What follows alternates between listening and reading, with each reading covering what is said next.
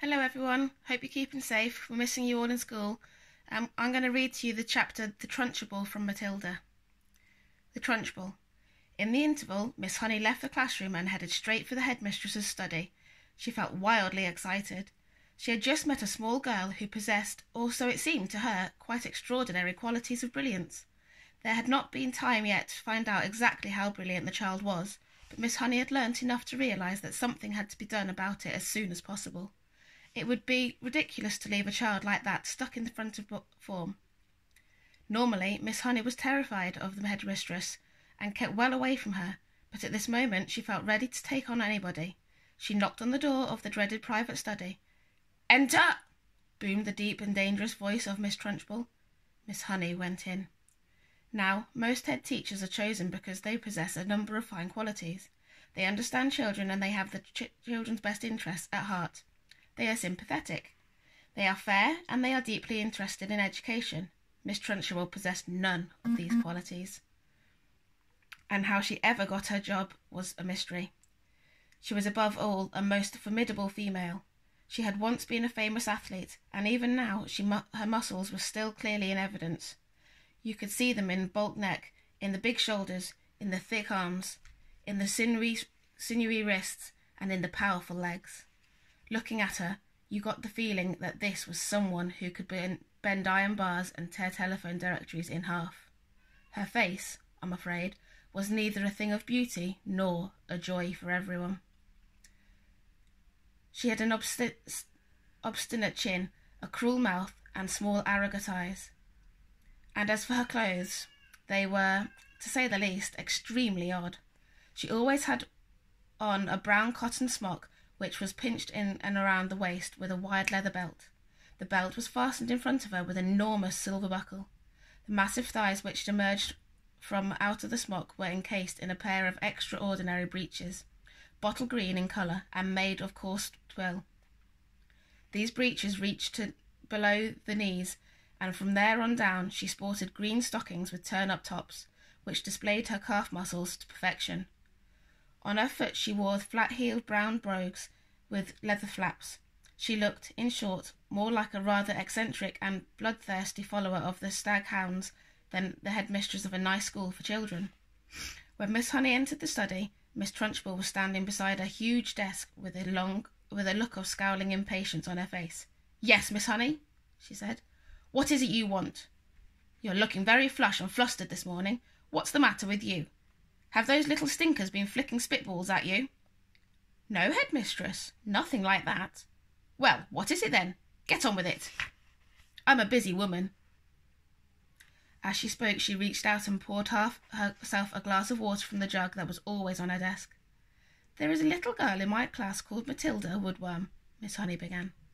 "That's the daughter of the man who owns Woodworm Motors in the village," Miss Trunchbull barked. She hardly ever spoke in a normal voice. She either barked or shouted. "An excellent person, Woodworm," she went on. "I was there in only yesterday. He sold me a car, almost new. Only done 10,000 miles. Previous owner was an old lady who took it out once a year at most. A terrific bargain. Yes, I like Woodworm. A real pillar of society. He told me that his daughter was a bad lot, though. He said, watch her. He said if anything bad ever happened in the school, it was certain to be his daughter who did it. I haven't met the little brat yet, but she'll know about it when I do. Her father said she's a real wart." "Oh, no, headmistress, that can't be right," Miss Honey cried. "Oh, yes, Miss Honey, it darn well is right. In fact, now I come to think of it, I'll bet it was she who put the stink bomb under my desk here first thing this morning. The place stank like a sewer. Of course it was her. I shall have her for that. You see if I don't. What she looked like, nasty little worm. I'll be round. I have discovered, Miss Honey, during my long career as a teacher that a bad girl is far more dangerous creature than a bad boy. What's more, they're much harder to squash. Squashing a bad girl is like trying to squash a blue bottle. You bang it down on down on it, and darn thing isn't there. Nasty things, little girls are. Glad I was never one." "Oh, but you must have been a little girl once, headmistress. Surely you were." "Not for long, anyway," Miss Trunchbull barked, grinning. "I became a woman very quick." She's completely off her rocker, Miss Honey told herself. She's balmy as a bedbug. Miss Honey stood resolutely before the headmistress. For once, she was not going to be browbeaten. I must tell you, headmistress, she said, that you are completely mistaken about Matilda putting a stink bomb under your desk. I am never mistaken, Miss Honey.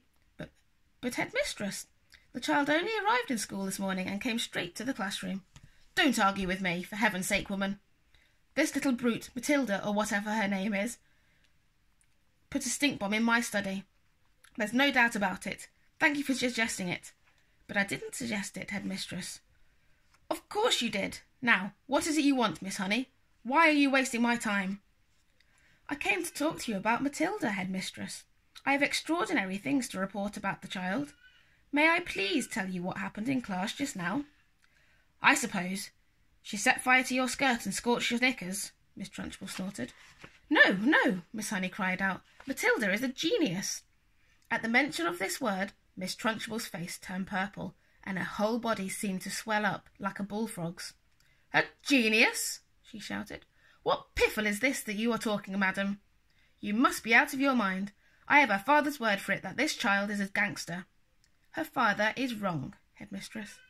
Don't be a twerp, Miss Honey. You have met the little beast for only half an hour, and her father has known her all her life.